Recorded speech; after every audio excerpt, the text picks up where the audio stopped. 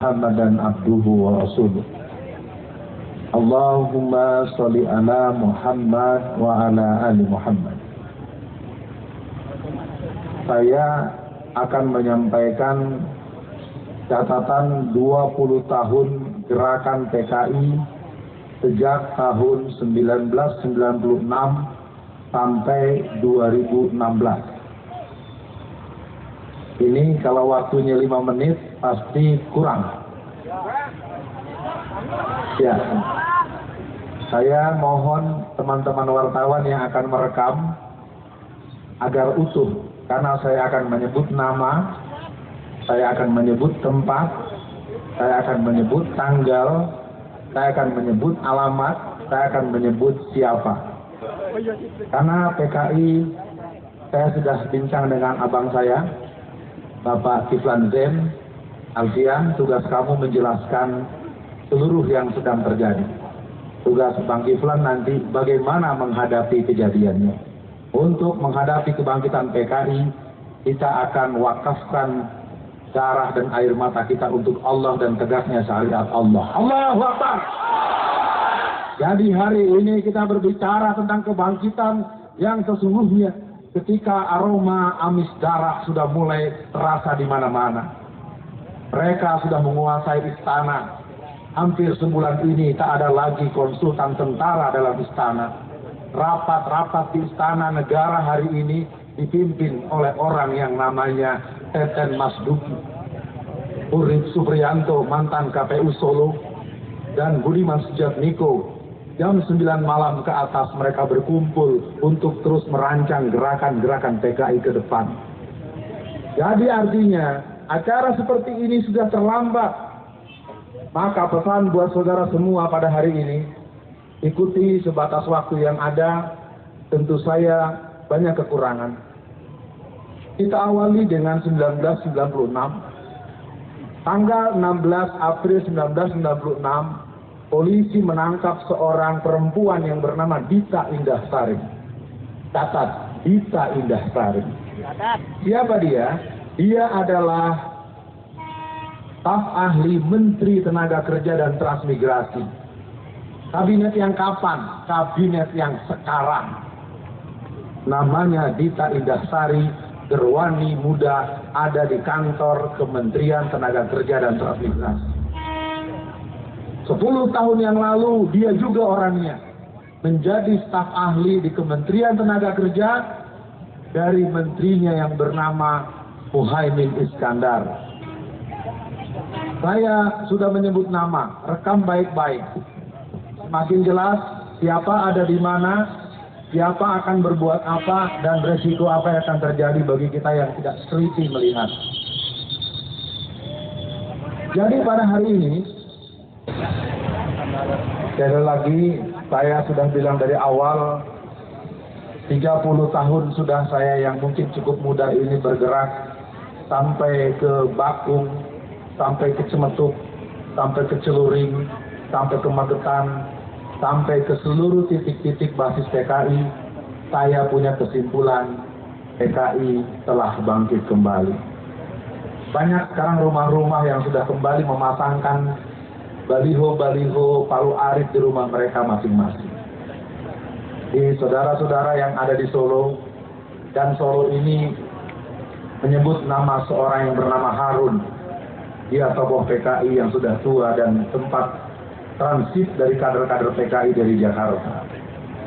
Jadi saya akan teruskan tanggal demi tanggal.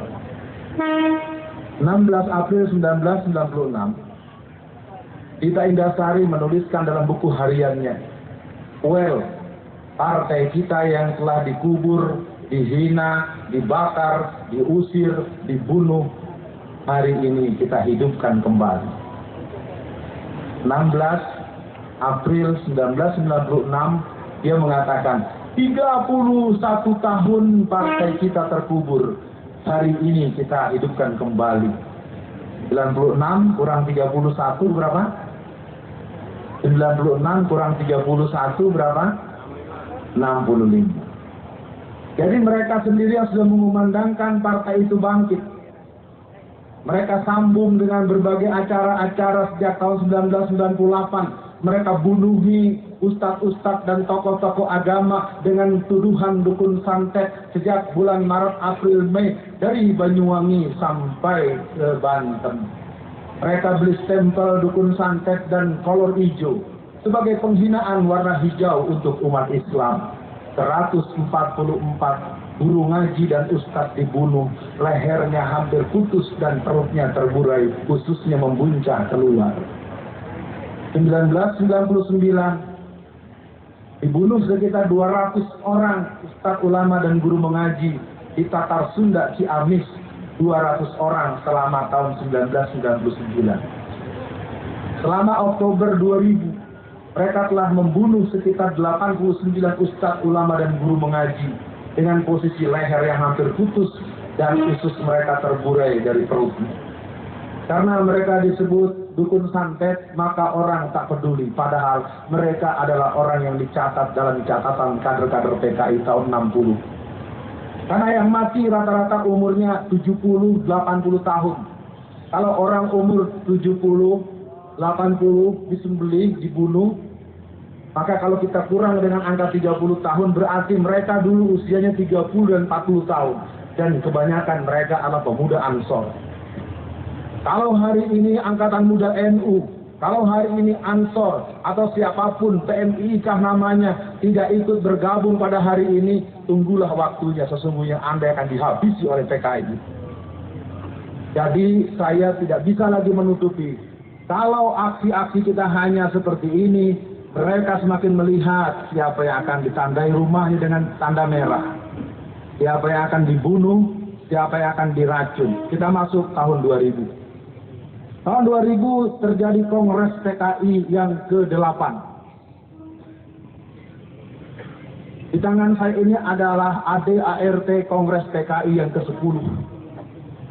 Kongres PKI yang ke-8 dilangsungkan di Sukabumi Selatan. Kongres PKI yang ke-10 terjadi di Magelang, Jawa Tengah. Yang ke-9 di mana? Yang ke-9 di Cianjur Selatan tahun 2005.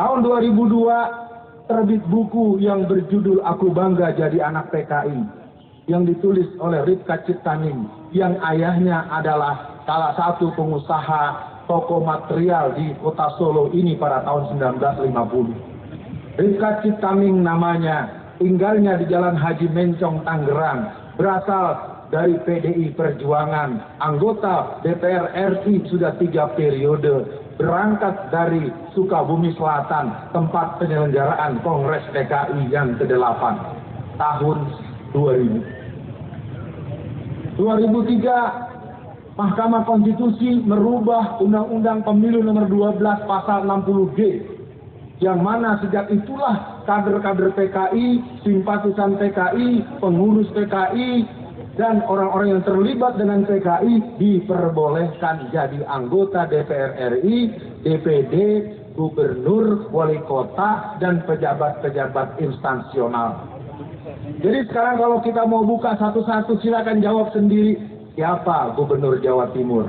Silakan periksa ayahnya. Siapa Oki Asokawati, anggota DPR RI dari P3? Ayahnya Brigadir Jenderal Anwas, PKI golongan A. Saya Alfian Tanjung, kader P3. Tapi hari ini saya bicara PKI sudah ada di DPR RI, sudah ada jadi gubernur, sudah ada jadi bupati, sudah ada jadi polisi, sudah ada jadi tentara. Jangan heran kalau hari ini polisi dan tentara tidak menunjukkan sikap yang tegas menghadapi PKI. Karena yang sangat gelisah adalah para veteran. Yang sangat gelisah adalah tentara-tentara yang mengerti betapa kejam dan jahatnya PKI. Tahun 48 mereka berontak, mereka bakar pesantren Sabilil Muttaqin PSM Takeran, mereka bunuh ulama dan santri, 108 orang disembelih, dimasukkan ke dalam sumur yang dalamnya 12 meter. Catat, yang menggagalkan mereka gerakan musuh dan antek-anteknya bukan dari Kodam 5 Brawijaya, bukan dari Kodam 4 di Ponorogo. Tapi yang menumpas PKI 48 adalah Kodam 3 Siliwangi.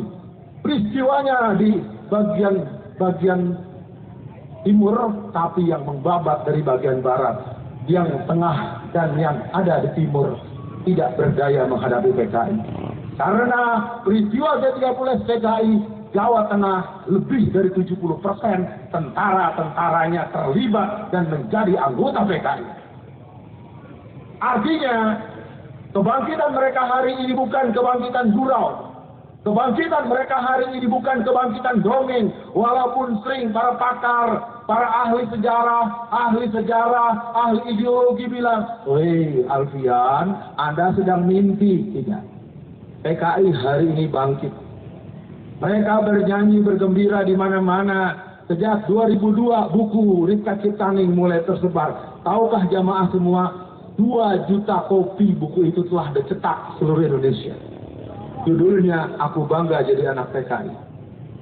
Buku yang berikut terbit tahun 2005. Tahun 2004, Ripka Ciptaning menulis dalam koran harian sore, Suara Pembaharuan.